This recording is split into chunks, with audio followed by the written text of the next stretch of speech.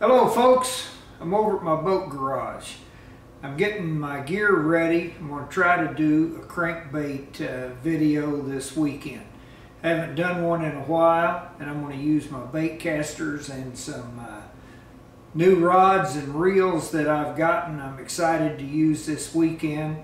I always get a lot of comments and questions about my gear, about the baits I'm using, and so I thought, well, I'm sitting here getting all this stuff ready, I'd just talk with you a little bit about that so that I don't have to do it out on the water. Here's my starting lineup that I have ready to go. I have 8 rods rigged up. I'm probably only going to use 6 at a time just because I hope I'm busy enough that 6 rods will be plenty. I'll go over those baits with you in more detail, but first let me talk to you a little bit about this rod that I'm using. This is a new rod I've gotten. I'm excited to use it. It just feels great. I've been out in the yard casting around with it, and it's got great action. It's a B&M Sam's Super Salt rod. I don't know if you can see that very well. I'll take this other camera here, try to get a little closer look at it. Sam's Super Salt. It's a bait casting rod, obviously, and it is 7 feet 6 inches long.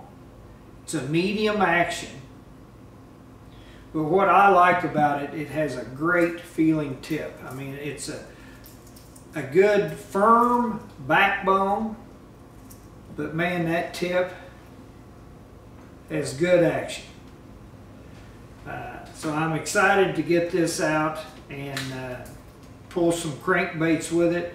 Has a nice Portuguese cork handle with a blank here so that you can feel the action on the rod very well. Got a rubber tip on the end if you've got it against your chest or whatever. So that's the rod I'm using. Now it's 7.5 feet long. I think I told you that, but I also want to show you.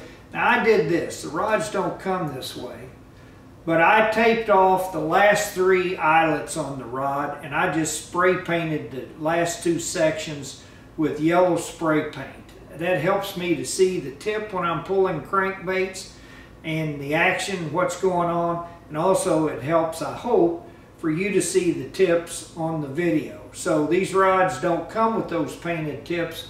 I did that myself. I'm using some HH bait cast reels. Again, I don't know if you can see that.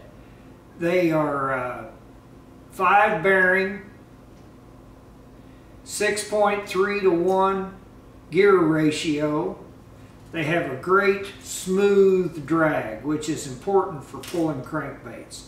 And again, I've been using these reels on my long poles for when I'm one poling with a long pole, and I really like them, and I'm excited to get them on these rods and take them out. I have these reels spooled up with 8-pound high-vis line. Now I like 8 pounds. I'm going to be flatlining these crankbaits. I'm not going to be using planer boards. So whenever I'm just flatlining, I like 8-pound line. It seems to help these baits get down a little deeper. I'm usually needing depth on these baits when I'm trolling them this time of year. But that's my setup. That's my rod and my reel. Hope we can catch some fish on them tomorrow. Here's a little better view of the reel. Great looking reel. Like I say, I've been using these for one poling, and I really like the drag system on this reel. I set the drag fairly loose when I'm pulling crankbaits, because when a fish hits that crankbait, I don't want to pull that bait out of its mouth. So let's get back to the baits. I haven't been to Lake of the Ozarks in a long time, and in fact, you know, here we are. It's May 20th, it's a Thursday. I'm going to go down this weekend on Saturday. Lake traffic's starting to pick up, so I'm going to go to the upper end of the Osage Arm to try to avoid some of the boat traffic. I've been checking around with some friends. They tell me the watercolor's pretty good. I checked, there's a number you can call in and get water temperature at the dam. I called yesterday and they said it was 68 degrees surface water temperature. I'm hoping it's a little warmer up lake. I really like that surface temperature to be in the 70s when I'm pulling crankbaits, but I think the spawn is pretty much over at the lake now, and the fish should be backed off of the bank out in over the main channel, I hope, and probably a little deeper, resting up after the spawn, feeding up. So I'm going to go up there and I'm going to pull in some creek arms and I'll side scan and look for fish. And I'm just going to put the baits out and we're going to start trolling. So let's talk about the lineup. These are colors that I always use at Lake of the Ozarks. They just seem to be very productive. In fact, they're pretty good baits in most any lake, but especially at Lake of the Ozarks. So I'll show you the very first one here in line. I have on Mistake. This is a good bait. They call it Mistake because it's chartreuse and black on one side and sort of orange and black on the other side, black back. They call it a Mistake, but it sure catches crappie. Here's a closer look at that.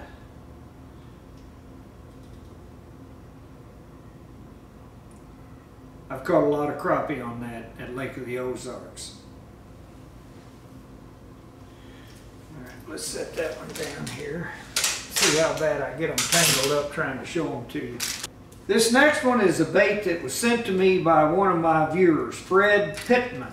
He sent me a little sample of baits that he paints himself. He is from Pearl, Mississippi. Fred, thank you for sending these. I'm sorry it's taken me so long to get out and try them.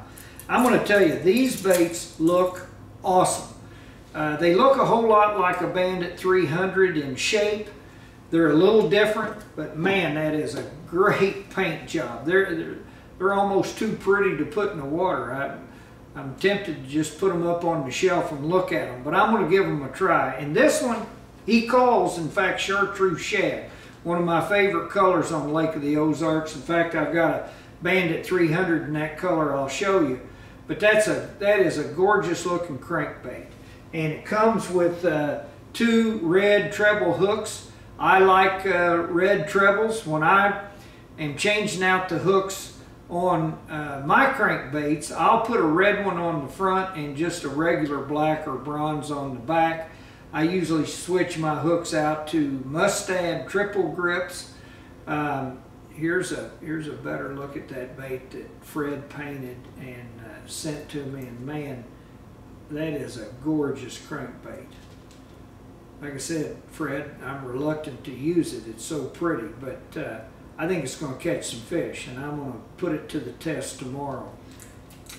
Here are some of Fred's other baits he sent me. This one he calls Thump. That's a pretty bait. Here is Bruiser, he calls it. That looks somewhat like the Wild Thing color from Bandit, which is a great crappie bait. Here is Rayburn Red, beautiful red crawfish looking bait. That'd be a good bait this time of year. Grenada Crusader, beautiful bait.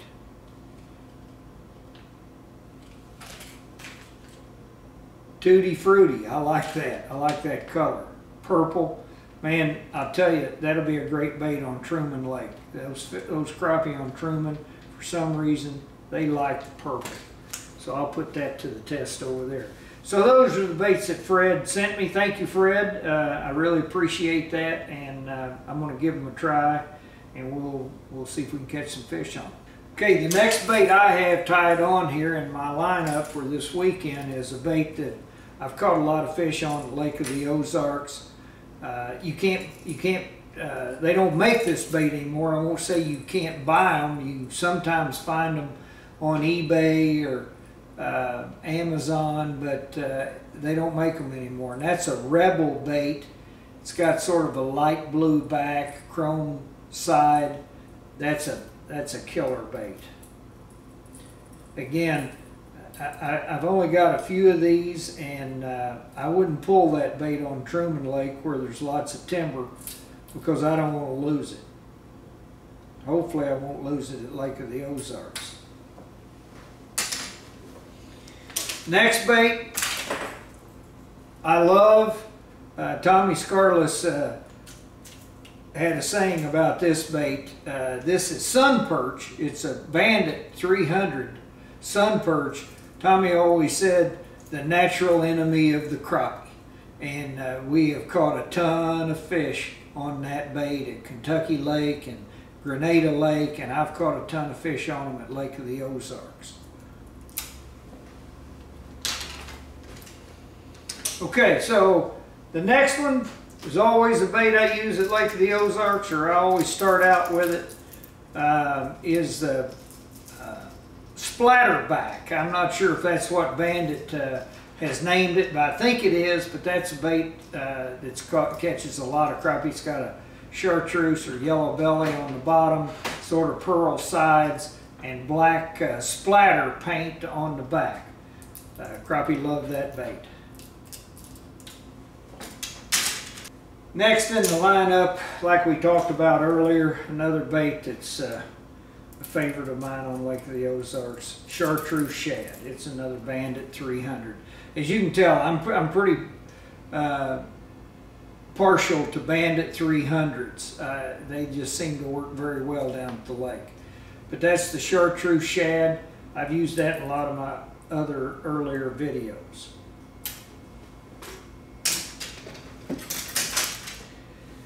Now, I'm also going to run, I think what I'm going to do, I'm going to run 6 rods.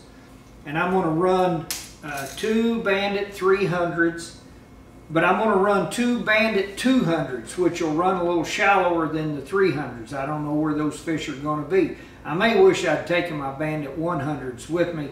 I've got a box, but I think the fish will be a little deeper. The 100s will run about 6 feet deep, I think.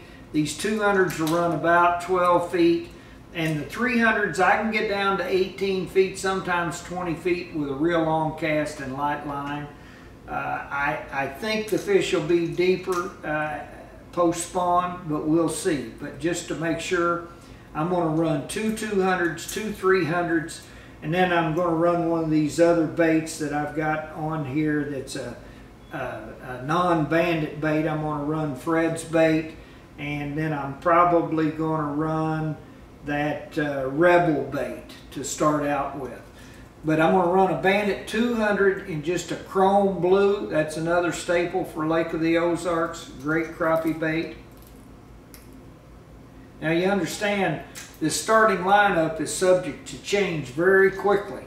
Hopefully I'll catch some fish. And as I catch them, of course we'll pay attention to the bait.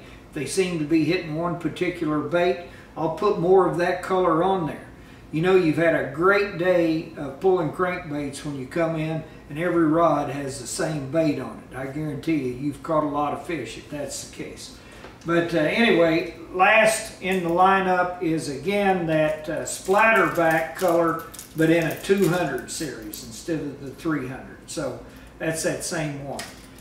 So that's going to be my starting lineup. I've got flicker shads in the boat. I've got shad wraps in the boat. I've got a lot of other different crankbaits in the boat. I'm going to start with these. If they don't produce, we'll just start changing them out, trying different things.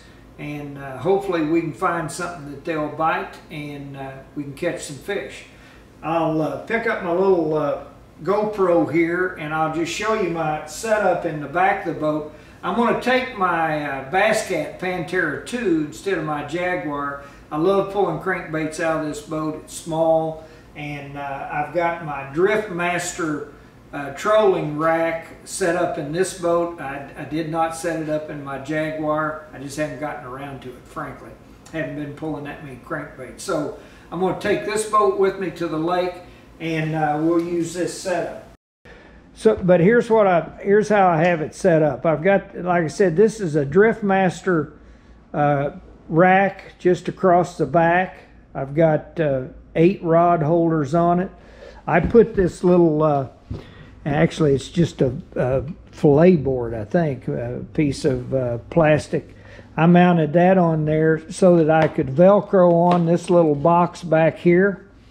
It's just easier as I change baits out to throw them in and out of this little box right here at my hand instead of going back here to my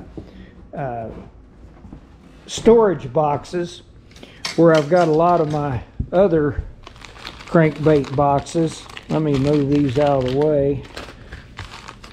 And I don't have near all of my crankbaits, but I'm just taking a few that I think I might use. As you can see, I'm kind of partial to those 300s. But I got some 6 flicker shads. I got my box of Rebels in there. This is a box of bombers. A 6A bomber is a great bait for crappie fishing. I did not throw my wiggle warts in the boat, although a wiggle wart's a great bait. And then I do have 1 box of 100s in here just in case. And then I've got a bunch of shad wraps, including some jointed shad wraps. And I'll tell you, don't overlook these jointed shad wraps. That bait right there is a great crappie bait. And I may have some of those on before the day's over on Saturday. So anyway, back to my rack. Like I say, I keep this. Now here's something I should have told you and shown you. You probably saw it on the baits. I like to run a red swivel, barrel swivel in a size 12 that I just get from, I order them. You never find them in the store, but if you go online at Bass Pro, you can buy them. That size 12 seems to be a good size for me. I like that. And I use those on all of my rods. So that's pretty much it, folks. B&M rod, HH reel, 8-pound line. Now people ask me what kind of line I use. I didn't cover that. I usually use Vicious. It's been a favorite line of mine for a long time. But I'll tell you, recently I've been introduced to K9 line. And I like it. And so I've got K9 on some of these reels and Vicious on others. The K9, even in the same pound test, seems to be a little bit smaller diameter than the Vicious. I don't know if that's actually true, but it sure feels that way and looks that way to me. And it's a good strong line. I've been one poling with it some. I've not pulled in crankbaits with it, but I think it'll actually help the crankbait maybe get a little bit deeper. So I've got a mixture of Vicious and K9. I'm going to do that.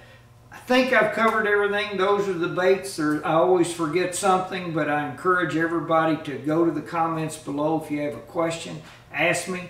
I try to read every comment and I try to answer every question. You know, I'm supposed to get a notification through YouTube when I get a comment or a question.